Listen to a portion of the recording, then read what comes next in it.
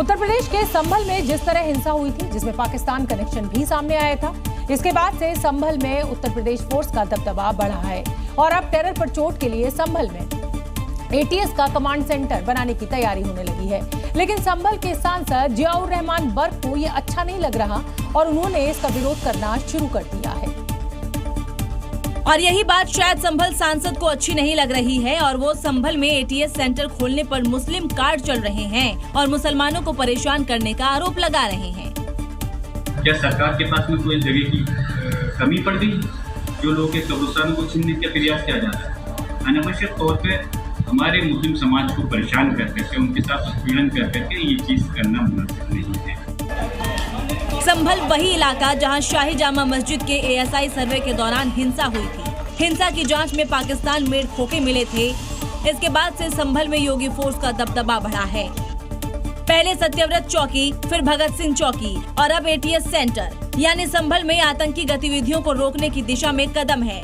2022 में सीएम योगी ने एक लाउड मैसेज भी दिया था। ये एटीएस सेंटर न केवल देवबंद और सहारनपुर के लिए बल्कि पश्चिमी उत्तर प्रदेश की सुरक्षा का एक मजबूत आधार बनेगा। शुरुआती तौर पर एटीएस का अस्थायी दफ्तर होगा, इसके बाद एटीएस की नई बिल्डिंग बनेगी।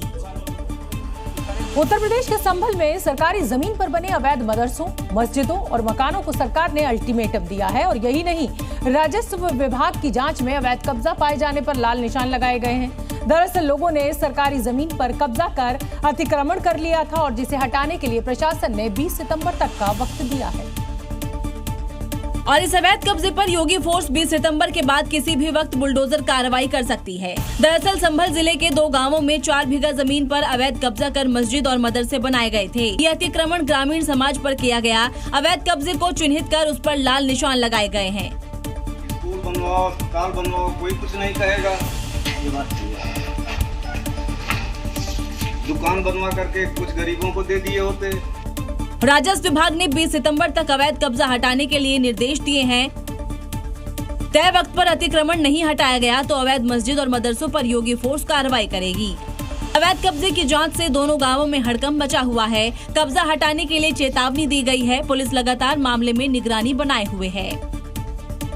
उत्तर प्रदेश के गोरखपुर में गो तस्करों ने मेडिकल की तैयारी कर रहे एक छात्र की बेरहमी से हत्या कर दी और उसके बाद उस शव को फेंककर वो फरार हो गए। इस घटना के बाद लोगों का गुस्सा भड़क उठा। हत्यारे गो तस्करों की गिरफ्तारी की मांग को लेकर अब लोगों ने जमकर बवाल काटा। हमले में एसपी और थाना प्रभारी घायल हुए हैं। हालांकि पुलिस ने तत्काल मास्टरमाइंड अजय हुसैन समेत 5 आरोपियों को गिरफ्तार कर लिया है। गोरखपुर में महुआ छापर में हंगामा बरपा है। पूरा इलाका छावनी में तब्दील है। चप्पे चप्पे पर पुलिस तैनात है। लोग पुलिस के खिलाफ नारेबाजी कर रहे हैं। सड़क पर बिखरे ईंट पत्थर बता रहे हैं कि यहाँ हंगामा जोरदार हुआ है। उग्र भीड़ ने गाड़ियों में आग भी लगा दी। बीच बीच में भीड़ पुलिस से उलझ भी रही है। ये लोगों का गुस्सा इसलिए भड़का है क्योंकि बेखौफ मवेशी तस्करों ने मेडिकल की तैयारी कर रहे एक छात्र की हत्या कर दी और शव को सड़क पर फेंककर फरार हो गए। पशु तस्करों ने पशु खोलने का प्रयास किया, जिसके बाद ग्रामीणों ने हल्ला किया और वो पशु तस्करों जो है एक युवक को अपने गाड़ी में बैठा के घंटों घुमाते रहे। उसके बाद उस युवक की हत्या करके उसे फेंक दिया गया। हाल ही के दिनों में इलाके में पशु चोरी की घटनाएं बढ़ी हैं। तस्कर चोरी कर मवेशी को बेच देते हैं। दीपक ने तस्करों को पकड़ने की कोशिश की, जिसके बाद उसकी हत्या कर दी गई। इसके बाद गांव वाले भड़क गए और आरोपी हारून की गिरफ्तारी की मांग को लेकर पुलिस से भिड़ गए। पथराव किया, आगजनी की, पुलिस के खिलाफ नारेबाजी की।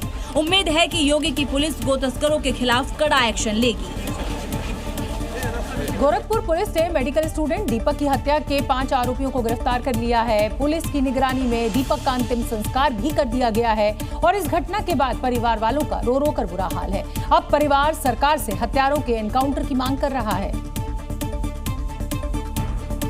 और दीपक अपने घर का होनहार बच्चा था, मेडिकल की तैयारी कर रहा था। उसकी हत्या के बाद परिवार पर मुसीबतों का पहाड़ टूट पड़ा है। मां की आंखों से आंसू सूख नहीं रहे हैं। पिता गहरे सदमे में डूबे हुए हैं। परिवार के दूसरे सदस्यों का भी रो रो कर बुरा हाल है।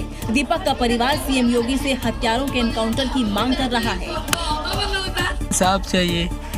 जितने लोग मारे थे मेरे लड़के को मार पकड़ के उनका इनकाउंटर होना चाहिए। गुंडों का इनकाउंटर होना चाहिए। गो तस्करों ने दीपक की हत्या कर दी। उसके बाद से ही गोरखपुर में तनाव का माहौल है। पुलिस की निगरानी में दीपक का अंतिम संस्कार किया गया। उसके अंतिम यात्रा में जन सैलाब उमड़ा। देखिए कैसे पुलिस की निगरानी में छात्र दीपक की अंतिम यात्रा निकाली गई। पुलिस ने दीपक की हत्या के 5 आरोपियों को गिरफ्तार कर लिया है। पूछताछ कर कई अहम सबूत भी इकट्ठा किए गए हैं। इस बीच आरोपियों की सीसीटीवी भी पुलिस को हाथ लगी है।